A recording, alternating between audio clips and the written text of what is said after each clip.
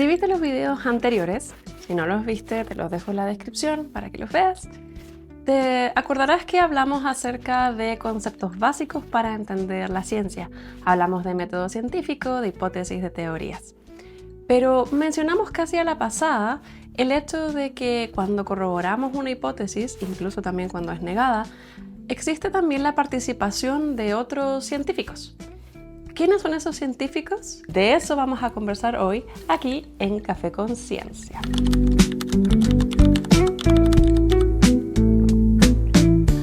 Hay que tener claro que la ciencia está muy avanzada. La manera en cómo funciona hoy en día es muy diferente a cómo funcionaba hace años atrás.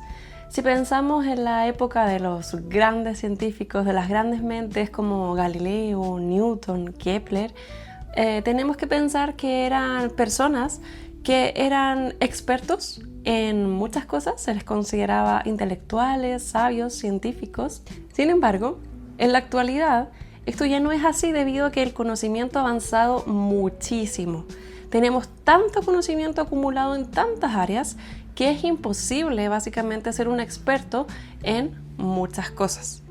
A pesar de que existen científicos generalistas, como se les conoce, que se dedican a estudiar muchos temas a la vez, es imposible que ellos puedan ser especialistas en un tema particular como lo son hoy en día la mayoría de los científicos, ¿ya?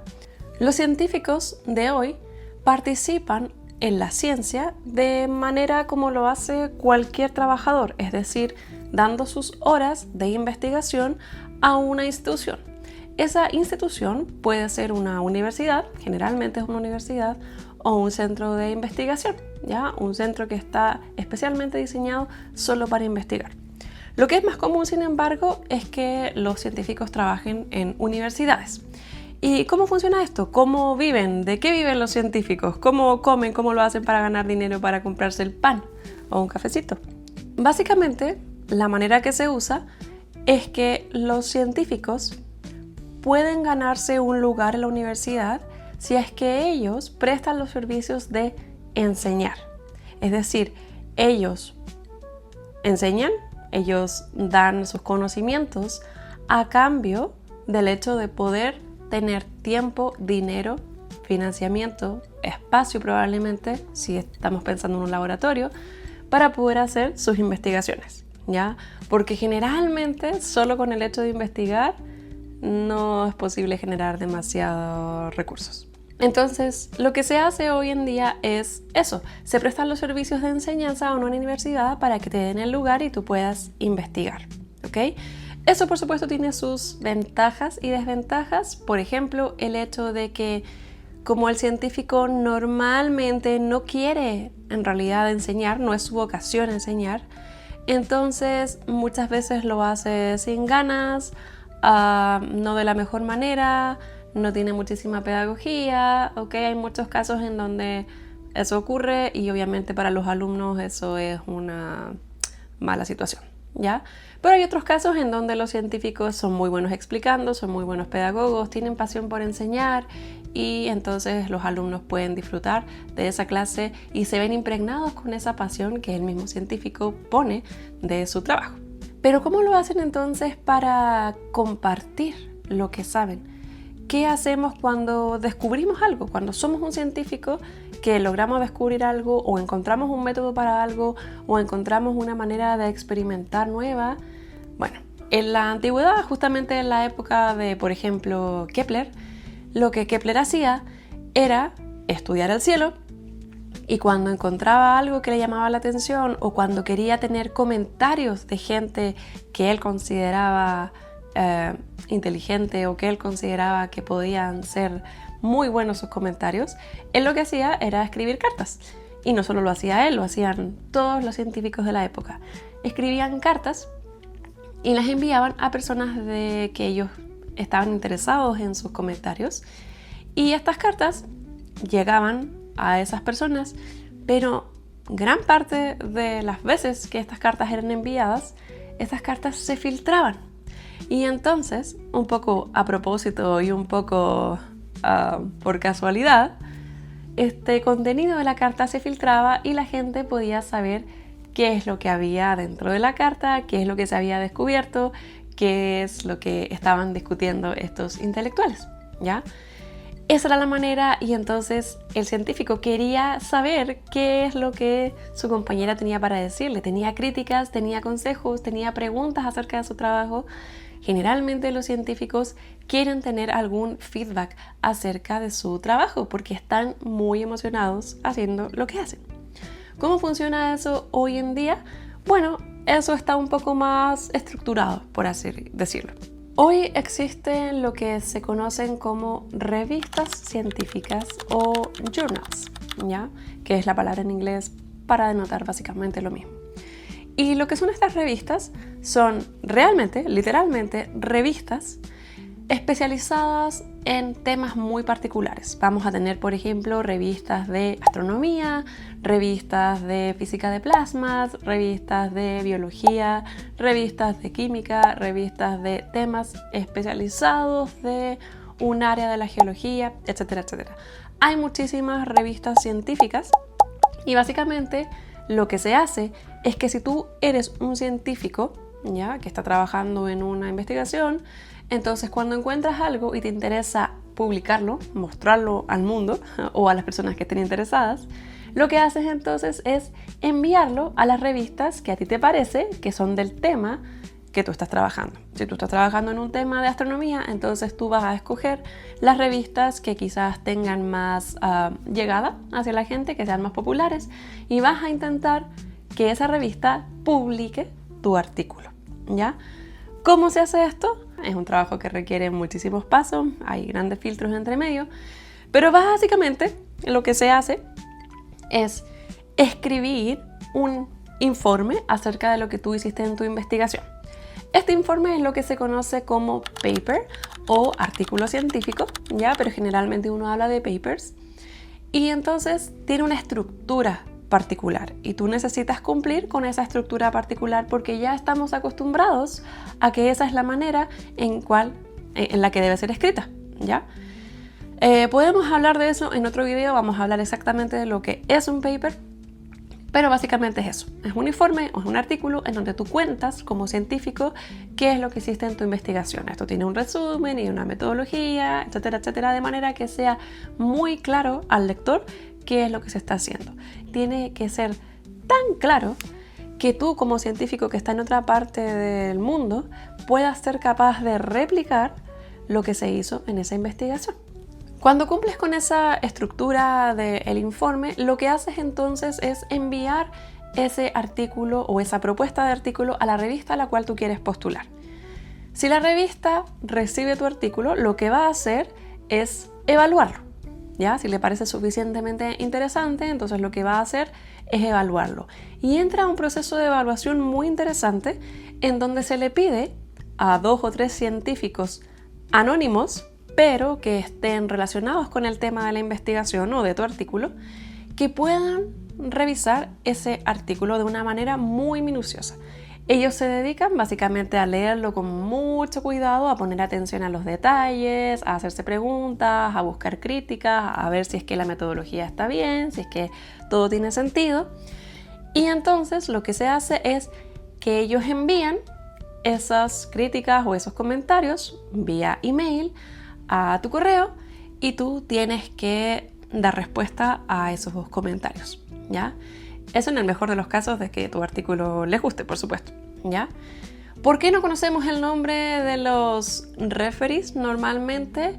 Porque queremos evitarnos ensañamientos y molestias en caso de que te hagan críticas muy fuertes, ¿ya?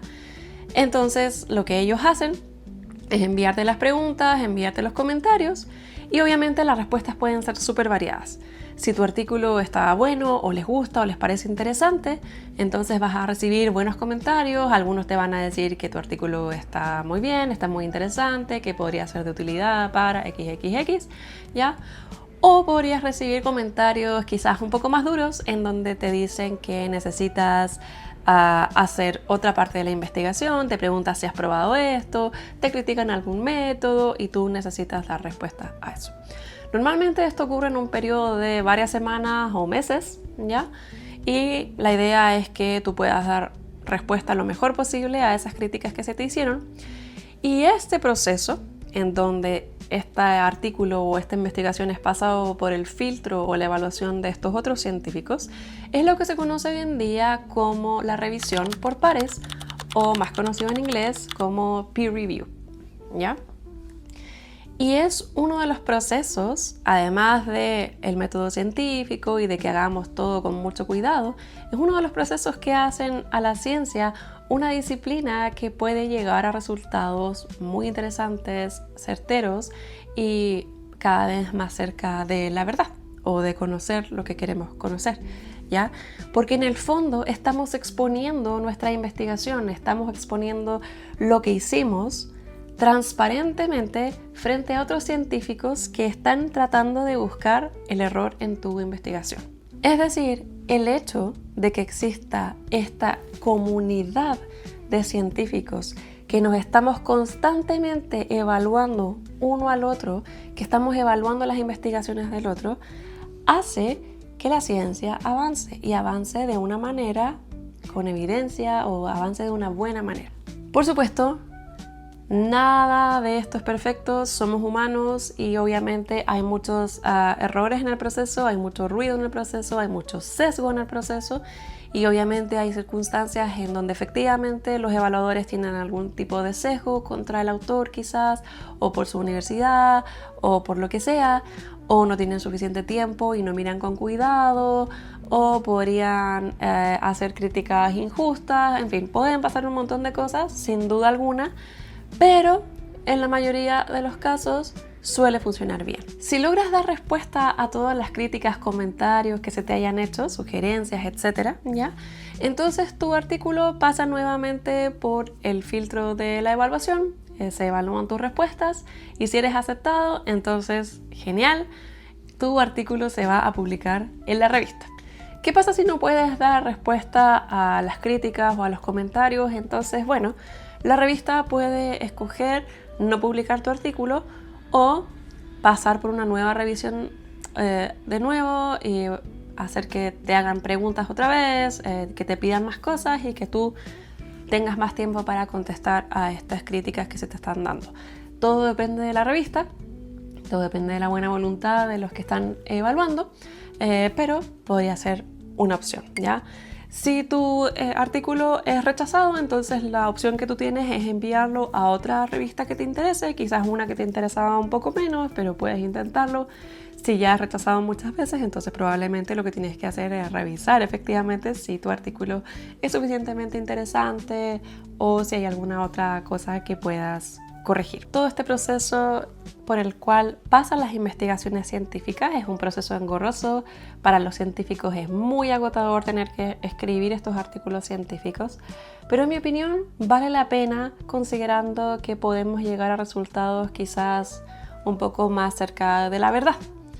Por supuesto, este proceso tiene desventajas debido a que normalmente necesitas estar publicando constantemente para tener algún tipo de relevancia dentro de la comunidad científica, pero de eso hablaremos en otro video. Lo que quiero que te quede claro es que la comunidad científica es vital para que la ciencia pueda funcionar y para que básicamente pueda tener argumentos, evidencia y pueda sustentarse cada vez mejor. Por eso, cuando tú busques información acerca de algún tema, es importante que tú puedas considerar la opinión de la comunidad científica.